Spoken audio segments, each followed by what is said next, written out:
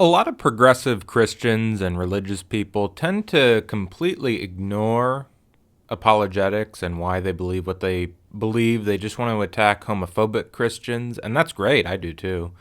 But I don't think it's good to just completely leave unanswered and unexplained why you believe what you believe and not have conversations with atheists. I think atheists are right when they say that it isn't healthy to believe in things without evidence or reason or justification. That's not to say that we're going to come to a clean conclusion with atheists about why we think and they're going to convert. Rather, I think the arguments for God's existence are like the arguments for life on other planets. Given the vastness of the universe, there must be life on other planets. Now, not everybody's going to be convinced by that. Some will find it very compelling. Others will say, I need to come face to face. I need tangible, physical proof. And I think that's where arguments for God remain. The arguments are abstract. Put this way, I think it's very similar to the story in the Bible about Jesus' resurrection, where he comes back, some see him, and some folks go and tell Thomas, and he doesn't believe. He says, I need to come face to face with Jesus. I'm not a Christian, but I found Christianity far more compelling now than in the past. I was listening to a video by Reverend Ed Trevors, who's a very intelligent man, and puts Christianity in a way that I think makes it very functional. And I can completely understand why somebody, after hearing arguments for God's existence, would refrain and say, I still need physical proof. I still need physical evidence before I can believe. Now, before I begin, I want to mention the Ukraine because it's big news right now and I haven't made any videos on it. I'm not very knowledgeable about foreign affairs. It seems to me, from everything I've read, Putin's pretty much the bad guy. But I don't think it's good to talk about subjects you're not overly familiar with. So I'm going to stick with subjects that I know a lot about, and I'll let other people who are talking about the Ukraine and not try to pollute it with my ignorant takes.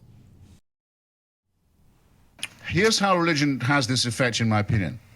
It is derived from the childhood of our species, from the bawling, fearful period of infancy. It comes from the time when we did not know that we lived on an orb. We thought we lived on a disk. And we did not know that we went round the sun, or that the sky was not a dome, when we didn't know that there was a germ theory to explain disease and innumerable theories for the explanation of things like famine. It comes from a time when we had no good answers, but because we are pattern-seeking animals, a good thing about us, and because we will prefer even a conspiracy theory or a junk theory to no theory at all, a bad thing about us, this is and was our first attempt at philosophy, just as in some ways it was our first attempt at science.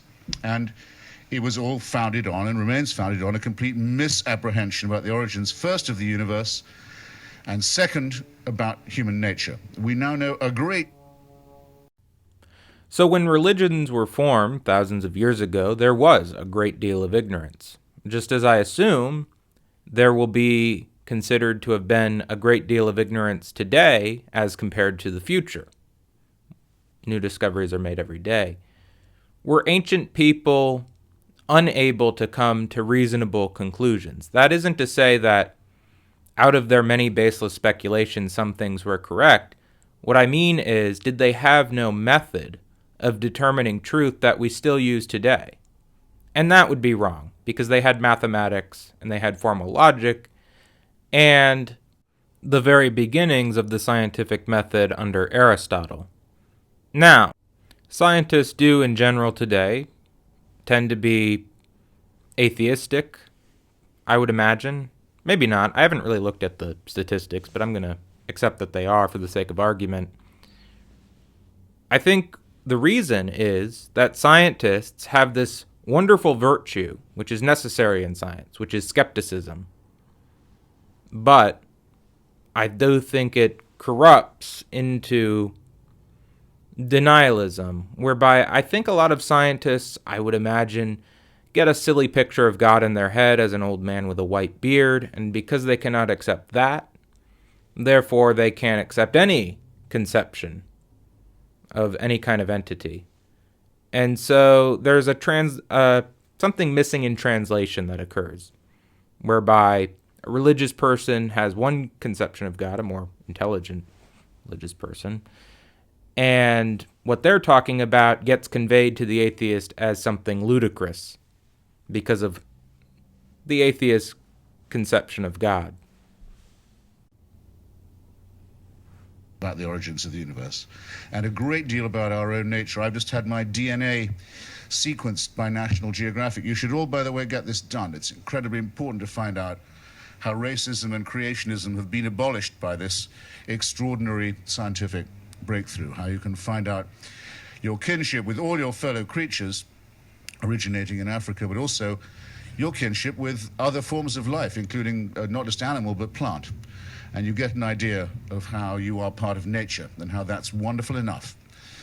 And we know from Stephen Hawking and from many others, Stephen Weinberg and many other great physicists, an enormous amount now about what Professor Weinberg's brilliant book calls the first 3 minutes, the concept of the Big Bang.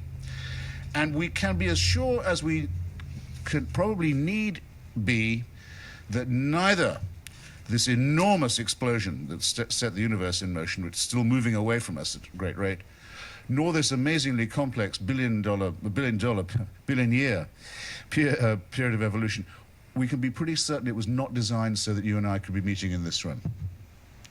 We are not the objects of either of these plans. These plans don't know we're here. Sorry to say, wouldn't know or care if we stopped being here. We have to face this alone with the equipment, intellectual and moral, that we've been given, or that we've acquired, or that is innate to us. And here's another way in which religion poisons. So I think that's a rather bold claim. Now, what I'm about to say isn't to argue for God's existence. I'm simply saying that I don't think because things appear random, therefore they are.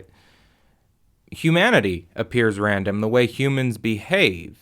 And you wouldn't think that there was a rationality behind human behavior if you weren't able to communicate with humans, if you were just an alien observing their interactions from a spaceship. You wouldn't know that humans were able to converse and that they were rational. Since, after all, humans can act randomly, especially people with unfortunate mental illnesses, they can act erratically, and they can act randomly, and yet they're still conscious just because they don't behave in accordance with logical presumptions. Because you can't predict their behavior. People can be unpredictable. And then some people are predictable, and that doesn't really suggest that they're rational because laws of nature are relatively predictable.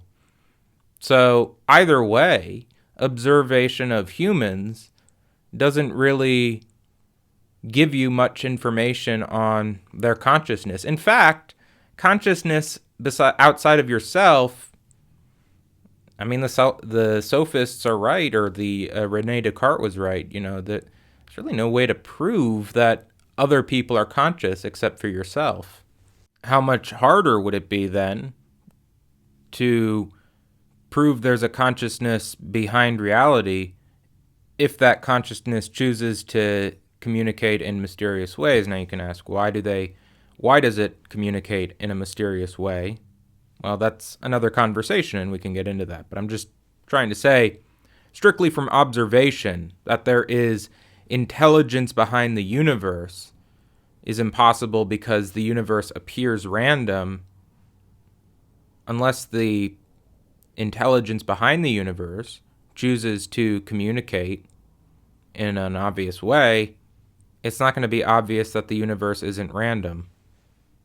I'm going to end it there because he doesn't say anything that I can really object to. He goes into the moral argument, which I think can work, but not in the way that it's often presented.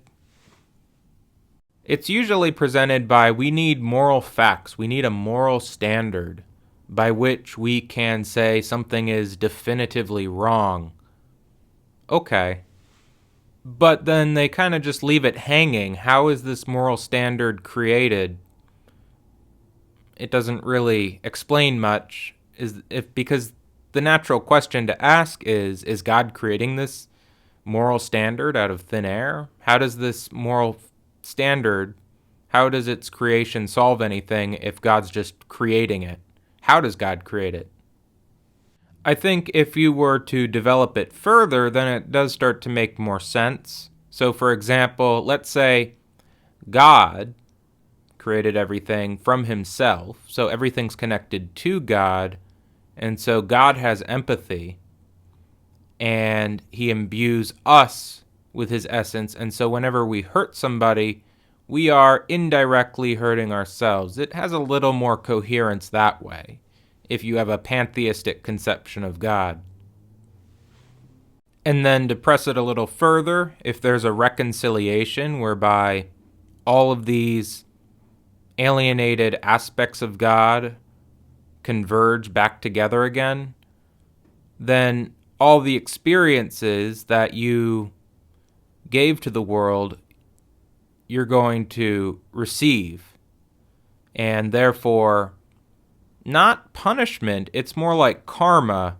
Everything, all the suffering that you dish out will eventually come crashing down on you when everything comes together again. But of course, several assumptions here have to be made. Does God exist? What is God like?